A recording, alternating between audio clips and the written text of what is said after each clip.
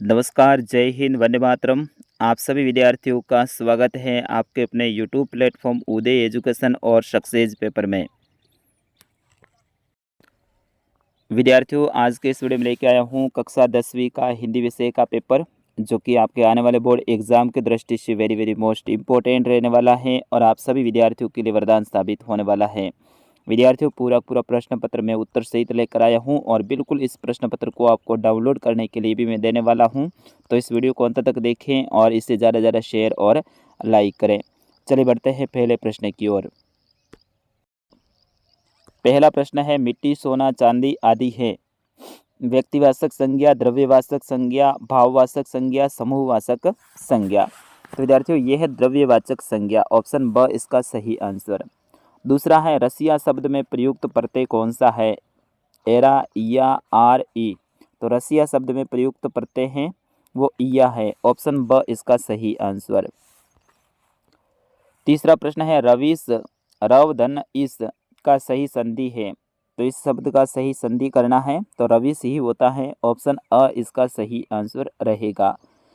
चौथा प्रश्न है, समास के कितने भेद हैं? तो विद्यार्थियों, इसका सही आंसर होगा समास के 6 भेद होते हैं। अगला है, लेखक ने पुरानी रूढ़ियों, मान्यताओं और अंधविश्वासों को बताया है। संस्कृति, परंपरा, कूड़ा करकट या रक्षणीय। तो विद्यार्थियों, इसका सही आंसर होगा कूड़ा करकट बताया है। अगला है, बिस्मिल्लाह खां को जाना जाता है। बिस्मिल्लाह खां को जाना जाता है। तो विद्यार्थियों, इसका सही आंसर होगा शहनाई वादक के रूप में। ऑप्शन स इसका सही आंसर। सातवां है, नवाब साहब खीरा खाने के अपने ढंग के माध्यम से दिखाना चाहते थे। क्या दिखाना चाहते थे वो आपको बताना है। सातवें का सही आंसर ऑप्शन अ रहेगा, नवाबी ढंग दिखाना चाहते थे। बाल गोविंद भगत साहब किसे मानते थे? कबीर, लेखक, खंजड़ी या फिर ग्रामीणवाची को? तो इसका सही आंसर क्या होगा आप बताइए। आठवें का ऑप्शन अ रहेगा, कबीर को।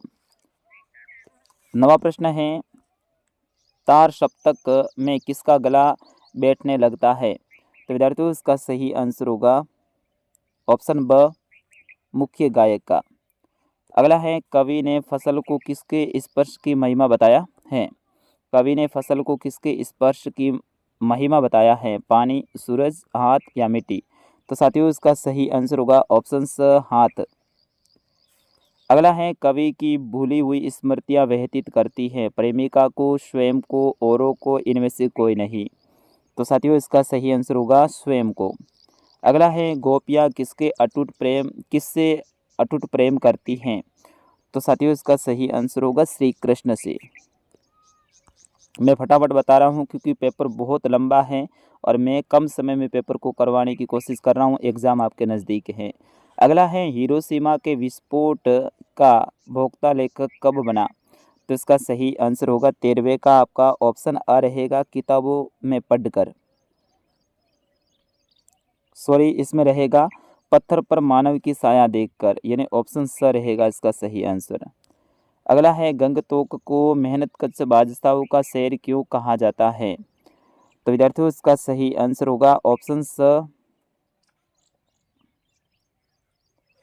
लोगों ने कठिन परिश्रम से शहर को खूबसूरत बनाया है। अगला है, भोलानाथ किसको देखकर सिसकना भूल जाते हैं? तो विद्यार्थियों, इसका सही आंसर होगा ऑप्शन द, खेल के साथियों को। दूसरा प्रश्न देखिए, यह है आपके रिक्त स्थान से संबंधित, जिसमें सर्वनाम में वचन और कारक के अनुसार विकार होता है, अतः उसको विकारी शब्द कहते हैं। इसमें आपको लिखना है विकारी। अगला है, विशेषण के भेदों की संख्या 5 होती है। तो इसमें लिखना है 5। वे विकारी शब्द जो वाक्य में क्रिया संबंधी विशेषता बताते हैं तो क्रिया विशेषण कहलाते हैं। और अगला, हिंदी में प्राय 3 प्रकार के उपसर्गों का प्रयोग होता है। तो इसमें 3 लिखना है। विद्यार्थियों, इस प्रश्न पत्र को आपको डाउनलोड करना है तो आप कर सकते हैं। गूगल में जाके हमारी वेबसाइट को सर्च कीजिए, uday-study.in। आपको सर्च करना है गूगल में जाके uday-study.in। जैसे आप सर्च करोगे हमारी वेबसाइट आएगी, वहाँ पर पेपर वाले ऑप्शन के ऊपर आपको क्लिक करना, 3 लाइन है उसके ऊपर क्लिक करोगे, नीचे आएगा नाम पेपर। पेपर में क्लास 10 के ऊपर आपको क्लिक करना है और फिर वहाँ से पेपर डाउनलोड कर सकते हैं। डाउनलोड का ऑप्शन आएगा, बिल्कुल ईजी तरीके से आप कर सकते हैं। इसी वीडियो के डिस्क्रिप्शन में भी लिंक दे रखी है। तीसरा प्रश्न है, निम्नलिखित अपठित गद्यांश को पढ़कर पूछे गए प्रश्नों के उत्तर अपनी उत्तर पुस्तिका में लिखिए। इसको पढ़ना है अच्छे से आपको। वर्तमान में राष्ट्र को शारीरिक दृष्टि से मजबूत, निर्भय तथा ऐसे नवयुवक की आवश्यकता है जो अपने आप को अपनी शक्ति में विश्वास करते हो। इस वाले को अच्छे से आपको पढ़ना है। पढ़ने के बाद में इनके उत्तर देने हैं। ये आराम से आप डाउनलोड करोगे तब आपको मिल जाएगा, ठीक है ना।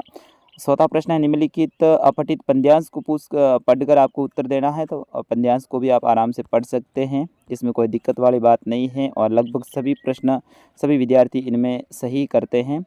पांचवा प्रश्न है, हालदार साहब ने जब नेताजी की मूर्ति को पहली बार देखा तो उनकी दृष्टि में क्या बात खटकती थी। तो इसमें हालदार साहब ने पहली बार जब नेताजी की मूर्ति को देखा तो उनकी मूर्ति पर खटकने वाली चीज़ थी कि नेताजी की आंखों पर चश्मा न लगा होना, यानी नेताजी की आंखों पर चश्मा नहीं था मूर्ति में, ठीक है ना। इसका कारण है कि मूर्ति को एक स्थानीय कलाकार द्वारा बनाया जाना था। लगता था कि मूर्तिकार संगमरमर का चश्मा बनाने में असफल रहा होगा या फिर उनका बनाया चश्मा निकल गया होगा। मूर्ति पर किसी ने असली चश्मे का फ्रेम लगा दिया था, यानी जो असली चश्मा होता है उसका फ्रेम मूर्ति के ऊपर लगा दिया था, जबकि पत्थर से कोई चश्मे का निशान नहीं था। अगला है, एक कहानी यह भी पाठ के आधार पर बताइए कि लेखिका के अपने पिता से क्या वैचारिक मतभेद थे, वो आपको बताना है। स्क्रीनशॉट ले सकते हैं इसका आप। सातवां प्रश्न है, गोपियों द्वारा उद्धव के व्यवहार की तुलना किस किस से की है, वो आपको बताना है। तो इसमें सही आंसर होगा, जल के भीतर रहकर जल से अप्रभावित रहने वाले कमल के पत्तों से और जल में रखी तेल की गगरी से जिस पर जल की एक बूंद भी नहीं ठहर पाती है, उनसे कल्पना की है। अगला है, कवि बादल से फुहार रिमझिम बरसने के स्थान पर गरजने के लिए कहता है, क्यों कहता है, वो आपको बताना है। नवा प्रश्न है, माता का आंचल नामक पाठ में लेखक ने तत्कालीन समाज में पारिवारिक परिवेश का जो चित्रण किया है उसे अपने शब्दों में लिखना है। आराम से आप लिख सकते हैं इसका उत्तर। अगला है, तमाम वैज्ञानिक प्रगतियों के बावजूद इस देश की आत्मा एक जैसी है, लेखिका ने ऐसा क्यों सोचा है, वो आपको लिखना है। स्क्रीनशॉट ले लीजिए इस प्रश्न का। 11वां है, आंख हटाए न हटना मुहावरे का अर्थ एवं वाक्य प्रयोग करना है। तो आंख हटाए न हटना मतलब है मुग्ध हो जाना। मंदिर में श्री कृष्ण की प्रतिमा इतनी सुंदर थी कि उन पर से आंखें हटाई नहीं हट रही थी, मतलब मुग्ध हो गए थे उनको देख के, है ना। अगला है, निम्नलिखित पठित गद्यांश को पढ़कर पूछे गए प्रश्नों के उत्तर देने हैं। तो एक आपके अपठित गद्यांश आएगा और एक आएगा पठित गद्यांश, एक आएगा अपठित पद्यांश और एक आएगा पठित पद्यांश। ये 4 आने वाले हैं। इनको तो अच्छे से आप कर सकते हैं, खुद प्रैक्टिस कीजिए। इसमें प्रश्नों के उत्तर इनमें से ही आपको ढूंढ के निकालना है। तो ये दोनों ही प्रश्नों को मैं छोड़ देता हूँ, डायरेक्ट चलते हैं 14वें की ओर। 14वां प्रश्न है, हालदार साहब की दृष्टि से कैसी कौम देश का अहित करने वाली होती हैं, यह आपको लिखना है 60 से 80 शब्दों में।